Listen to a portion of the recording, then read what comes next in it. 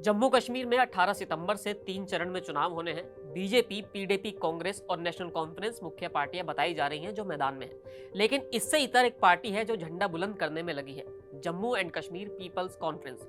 सज्जाद लोन इसके कर्ता धर्ता हैं। हंदवाड़ा की सीट से विधायक थे, लेकिन इस विधायकी के पीछे परतों में कई कहानियां हैं जो अलगाववाद से होकर गुजरती हैं। सज्जाद लोन की किताब खुले उससे पहले आपको उनके पिता अब्दुल गनी लोन की कहानी जानना जरूरी है।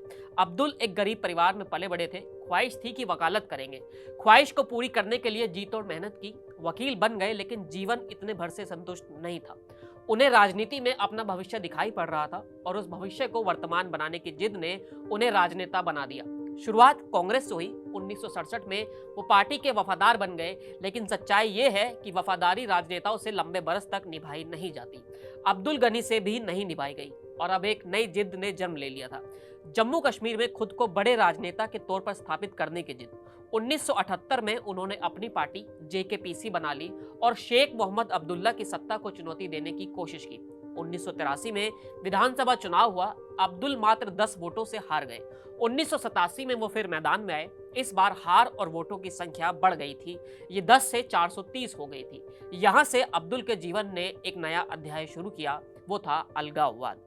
मुस्लिम यूनाइटेड फ्रंट के कई लोग इनके साथ आए। हुर्रियत से जुड़ने के बाद अब्दुल जम्मू कश्मीर लिबरेशन फ्रंट के करीबी हो गए, लेकिन उनकी कार्यशैली में लगातार परिवर्तन आता रहा। कहा जाने लगा कि कश्मीरी पंडितों के कश्मीर से पलायन करने के बाद अब्दुल जम्मू कश्मीर में शांति स्थापित के लिए काम कर रहे थे, जिसके चलते 2002 में आतंकियों ने उनकी हत्या कर दी। तत्कालीन प्रधानमंत्री अटल बिहारी वाजपेयी का भी तब बयान आया था कि अब्दुल लोन की हत्या इसलिए की गई है क्योंकि वो जम्मू और कश्मीर में शांति के लिए काम कर रहे थे। पिता की हत्या सज्जाद लोन के लिए सदमा बन गई। पिता के सहयोगी अलगाववादी खेमे के लोगों और पाकिस्तान को उन्होंने जमकर दुत्कारा और घाटी से एक नई आवाज बनकर उभरने की ठानी। सज्जाद आजादी की बात करने लगे, लेकिन पाकिस्तान के बिना और हिंदुस्तान के साथ। माने हिंदुस्तान में रहते हुए और कश्मीर की ओर आजादी की मांग। अलगाववादी गुटों पर लगातार सवाल उठाते रहे, लेकिन इन तमाम घटनाओं के बाद भी वो हुर्रियत के साथ बने रहे और इसलिए उन पर लगातार सवाल उठते रहे। 2002 जम्मू कश्मीर विधानसभा चुनाव में सज्जाद पर आरोप लगा कि उन्होंने अलगाववादी कैंडिडेट्स के खिलाफ प्रॉक्सी कैंडिडेट्स उतारे हैं। ये मसला जोरों से उठा और बिगड़ता चला गया। इसके बाद सज्जाद ने धीरे धीरे खुद को हुर्रियत से अलग करना शुरू कर दिया, लेकिन कश्मीर को लेकर सज्जाद हमेशा से मुखर रहे। कश्मीर मसले को लेकर उन्होंने 2006 में तत्कालीन पीएम मनमोहन सिंह से मुलाकात की। 2007 में वो कश्मीर के विजन डॉक्यूमेंट के साथ आए, लेकिन नई दिल्ली ने उन्हें दूरी बनानी उनसे शुरू कर दी। कारण एक था, 2008 आते आते सज्जाद टीवी पर अलगाववादी आंदोलन के प्रतिनिधि जैसे बन गए थे। उनकी राजनीति पर कट्टरपंथ हावी होने लगा था। कश्मीर की मुस्लिम पहचान के बारे में वो खुलकर बात करने लगे थे और इस सबको देखते हुए नई दिल्ली ने सज्जाद से दूरी बना ली। जम्मू कश्मीर लिबरेशन फोर्स के नेता अमनुल्लाह खान की बेटी अस्मा खान से सज्जाद की शादी हुई। इस शादी को सज्जाद के विरोधियों ने शादी न बताते हुए एक राजनीतिक गठबंधन बताया। वैसे तो सज्जाद और अस्मा की शादी पाकिस्तान के रावलपिंडी में हुई थी, लेकिन शादी के पहले ही दोनों अच्छे दोस्त हुआ करते थे। इंग्लैंड में रहते हुए ही पहली बार सज्जाद और अस्मा की पहचान हुई थी। इंग्लैंड से लौटने के बाद सज्जाद पाकिस्तान के इस्लामाबाद गए। आतंकी गुट से संबंध रखने के आरोप में सज्जाद, उनके भाई बिलाल और जेकेएलएफ सुप्रीमो यासीन मलिक को गिरफ्तार भी कर लिया गया था।